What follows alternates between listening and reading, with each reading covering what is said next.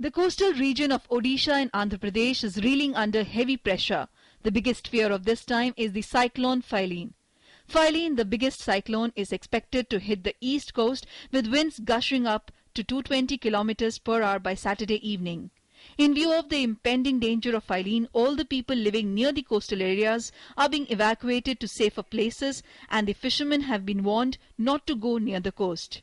The people living near the coastal areas are not new to this type of natural disaster, as they have faced these situations earlier too. State governments have taken all possible safety measures to avoid casualties. Search and rescue teams along with doctors have been stationed near the beach with necessary medicines and other life-saving equipments.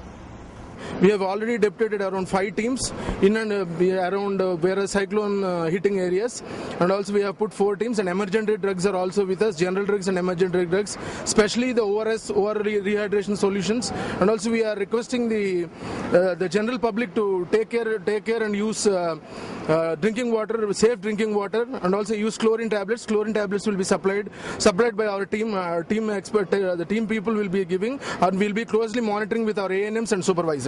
The dangers that the people are likely to face during this kind of situation when cyclonic storm hit the villages, and arrangements have been made for the people to get to these camps and take their help, and there are also efforts to purify the water by chlorination, and also other steps are being taken to see to that people in this region face minimum difficulties during this difficult period.